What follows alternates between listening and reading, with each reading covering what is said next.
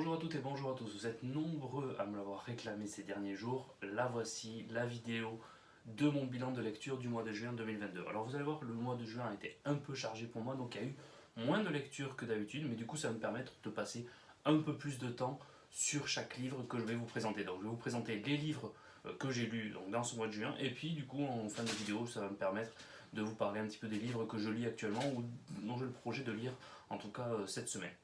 Je vais commencer de suite avec un livre dont je vous avais déjà parlé, je ne l'avais pas encore terminé, c'est chose faite durant ce mois de juin, SPQR de Mary Bird, donc c'est chez les éditions Perrin, leur collection Tempus, donc une histoire de l'ancienne Rome, j'en ai fait un article donc vous pourrez le consulter, c'est une histoire vraiment passionnante parce que ce n'est pas une histoire chronologique comme on a l'habitude de les lire. Alors les spécialistes de Rome vont peut-être pas apprendre grand chose parce que c'est vrai que ça va pas du coup en grande profondeur parce que ça aborde vraiment quasiment toute l'histoire romaine, en tout cas jusqu'aux premiers grands empereurs.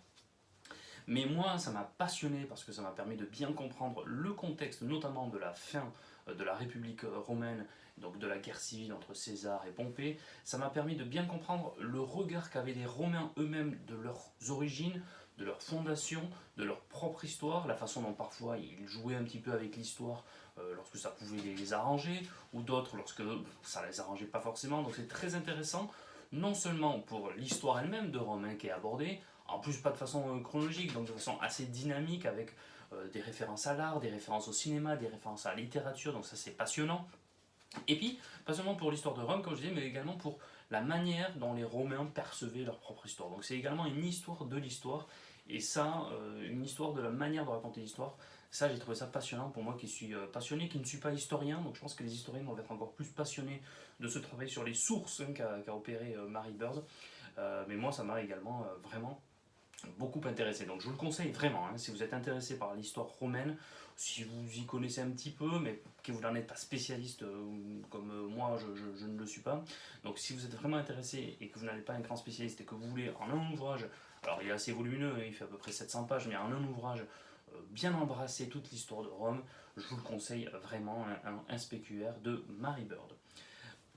Deux romans là que je vais vous présenter mais très brièvement parce que j'ai l'intention de vous en faire une vidéo spéciale, une lecture spéciale de ces deux ouvrages, de ces deux grands classiques de la littérature. Alors justement, comment les classer je ne m'aventurerai pas aujourd'hui sur le classement de ces deux livres parce qu'ils sont selon moi un petit peu inclassables et ça va faire tout l'objet de cette vidéo que j'ai prévu de faire dans les tout prochains jours.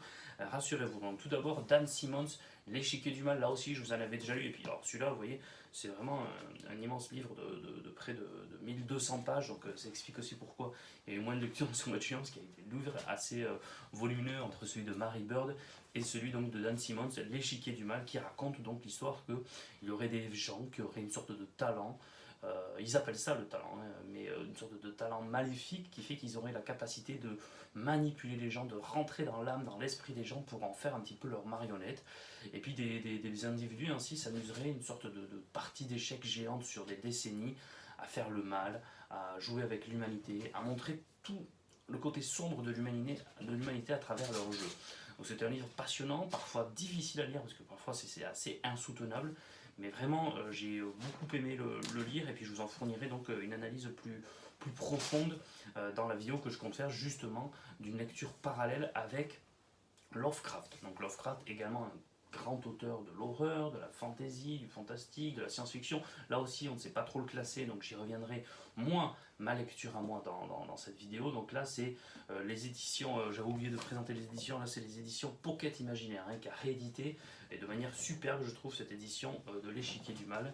Là, ce sont les éditions Mnemos, donc, qui rééditent l'ensemble des œuvres de Lovecraft. Donc c'est un projet très ambitieux et franchement, moi j'applaudis ce type de projet parce que ça nous permet, dans des belles éditions, avec des très jolis dos, de découvrir pour certains, de redécouvrir pour d'autres, d'analyser la traduction qui peut avoir évolué, etc. Donc moi j'ai vraiment beaucoup apprécié la lecture. Il y a plusieurs nouvelles et puis il y a la fameuse nouvelle L'appel de Cthulhu, je ne sais pas trop comment le prononcer, et puis il y a également la nouvelle Les montagnes hallucinées. Donc ça m'a permis de découvrir cet auteur qui oscille entre le réel et l'irréel, qui oscille entre l'historique et le fantastique, entre le scientifique et la science-fiction. Donc c'est vraiment un auteur que j'ai découvert totalement, j'ai été très surpris, je ne m'attendais vraiment pas à ça.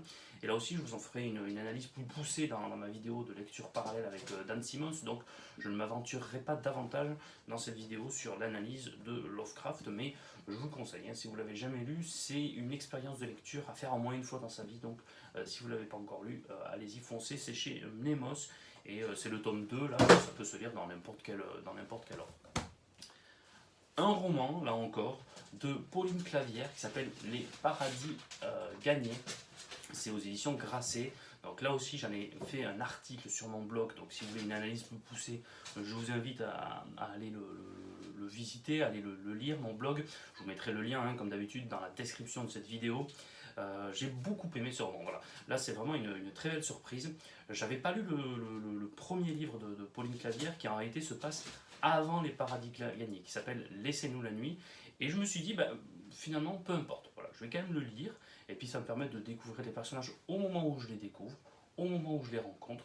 Même s'il s'est passé des choses pour avant, tant pis, je ne saurais pas. Puis si j'aime Les Paradis Gagnés, j'irai lire Laissez-nous la nuit. Ça fera une sorte de préquel, comme on dit, au cinéma. Et bien j'ai adoré vraiment l'histoire déjà de ces différents personnages. L'un sort de prison, l'autre essaye de se battre un petit peu contre son passé. Un directeur de prison est un petit peu pris dans l'engrenage de ce qui peut se passer pour un directeur de prison, donc je vous en dis vraiment pas davantage parce que c'est vraiment passionnant à lire. Les personnages comme ça basculent de chapitre en chapitre, on change de point de vue. Il y a également un migrant qu'on suit dans la vie parisienne.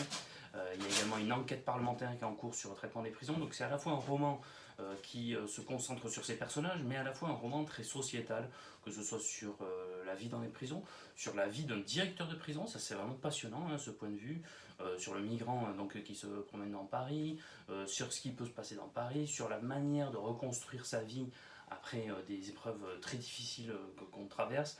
Donc j'ai beaucoup aimé, et puis le style est vraiment étonnant. Voilà, je ne m'attendais vraiment pas à ce style, c'est un style qui détonne dans la littérature contemporaine. C'est presque un nouveau style parce que les dialogues ne sont pas marqués par leur ponctuation, donc ça fait un style vraiment très, très dynamique, très rapide, presque essoufflant. On est presque essoufflé lorsqu'on lit le roman de Pauline Clavière parce que ça s'enchaîne, il n'y a pas de différence entre la description et les dialogues parce qu'il n'y a pas donc les signes de ponctuation habituels du dialogue.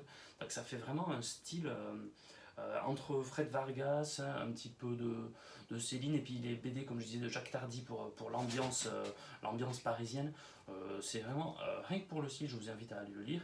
Et l'histoire est passionnante, c'est très bien raconté. En tout cas, moi, ça m'a donné envie d'aller lire Laissez-nous la nuit. Donc, Pauline Clavière, Les Paradis Gagnés, je vous invite à aller le lire et c'est aux éditions Grasset.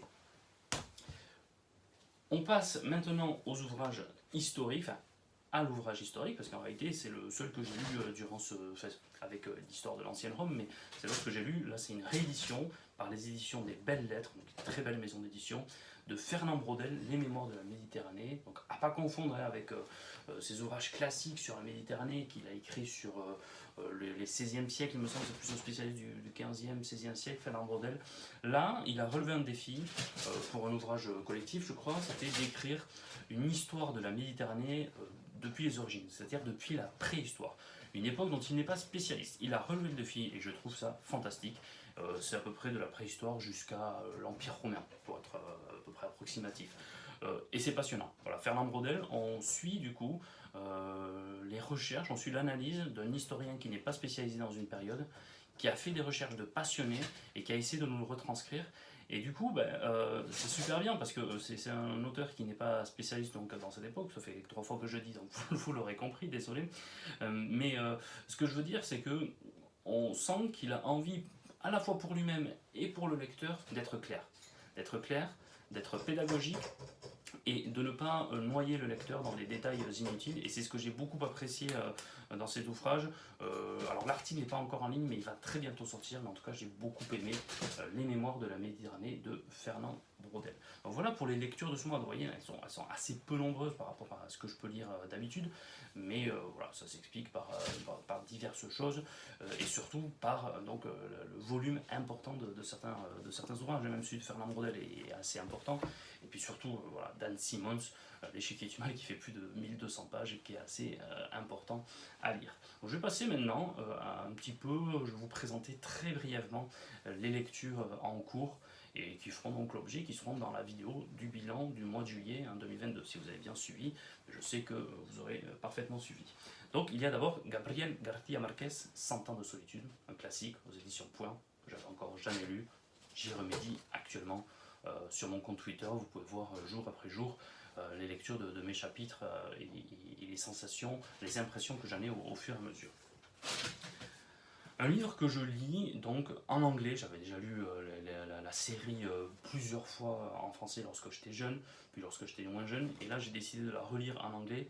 Harry Potter, là c'est le tome 2, La Chambre des Secrets de J.K. Rowling, et je la lis en parallèle avec donc les Mémoires d'Adrien Junior qui lui le lit en français, donc on lit en même temps. Donc ça me fournit l'occasion de l'embrasser très tendrement par cette vidéo. Je les embrasse tous les deux d'ailleurs s'ils regardent cette vidéo, et je me doute qu'ils vont la regarder.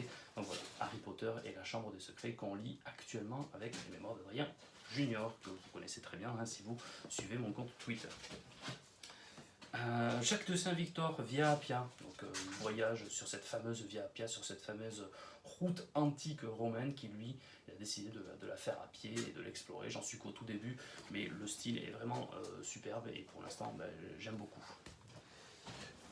Enfin, une biographie historique, Michel Debré par Patrick Samuel. Donc Michel Debré, l'un des fondateurs de la Constitution de la Ve République.